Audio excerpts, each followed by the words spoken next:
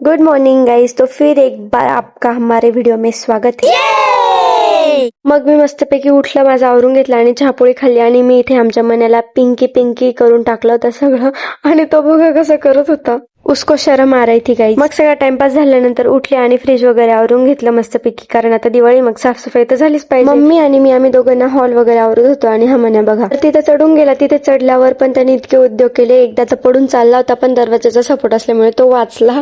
बघ त्याची जिरली आणि मग तो उतरला. वगैरे करून घेतलं, पसार वगैरे सगळं आवरून घेतला. मामा पप्पांना भेटायला आलेला होता आणि मग झोपून घेतलं होतं.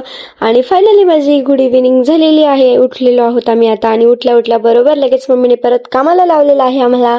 सो चलो. काम काय तर गॅस बंद करायला लावलेला होता मला मम्मीने, त्याच्यामुळे मग मी आलेली होती.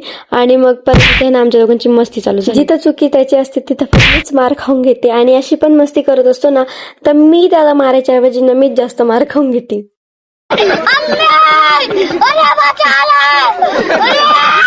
मस्ती वगैरे सगळी झाली आणि मग मम्मी ते बाहेर गेलेले होते, म्हणून मग मी स्वयंपाक करत होती.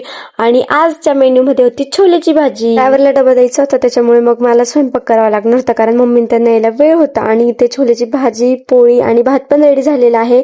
सो जमतं का नाही मला स्वयंपाक, मला सांगा कमेंट. मम्मी ते बाहेर गेलेले आणि आता काय आणणार आहे काय माहिती. आल्या मी सगळं काय काय आणलंय हे बघणार नाही असं तर कधी होणार नाही, त्याच्यामुळे आल्या मी सगळं लगेच ओपन करून बघून वगैरे घेतलं.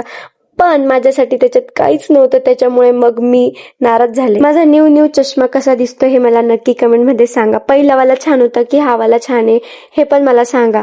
मग आम्हाला आजीकडून कॉल आला, म्हणून आम्ही तिकडे चाललो होतो. आणि इथे वेणू मॅडम बघा, तिला थोडासा ताप वगैरे होता, त्याच्यामुळे ती पडूनच होती कंटिन्यू. आणि इथे कान्हा डान्स करत होता, आजी बसलेली होती. वेणू कान्हापेक्षा लहान आहे, पण तरीही त्या कान्हाला इतकी मारते ना, खूप मारते. मग काय आम्ही घरी आलो आणि इथे पसारा सगळा पडलेला तो आवरला. म्हणाला भूक लागलेली होती, त्याच्यामुळे तो मला लटकत होता. मग काय जेवण वगैरे केलं, सगळं आवरून वगैरे घेतलं. आणि मी इथे माझ्या फेससाठी यूज करते मामा अर्थचं राईस वॉटर फेस वॉश.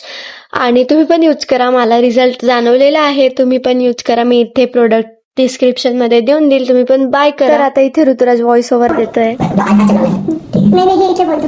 तर काय नसतं की आम्ही आता फेस वॉश करत आहोत की बघू शकता तुम्ही. स्किन केअर खूप महत्वाची आहे, कारण की आमची आजी ताई आहे ती स्किन केअर शिवाय बनू शकतात, कारण तिचा फेस हा खूप फेमस आहे आणि तो फेमस फेस मागे एक सौंदर्य आहे. सौंदर्य ठेवण्यासाठी फेस वॉश करावा, स्किन केअर करावं महत्वाचं. म्हणजे तर बघू शकता तुम्ही बघू शकता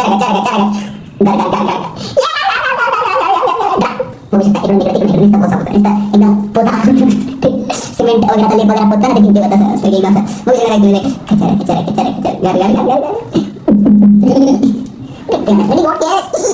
कसा वाटला आजचा ब्लॉग मला नक्की कमेंट मध्ये सांगा. आणि आजचा ब्लॉग मी इथेच एंड करते. असाच तुमचा लाईक सपोर्ट कायम मला असू द्या. So ta ta bye bye.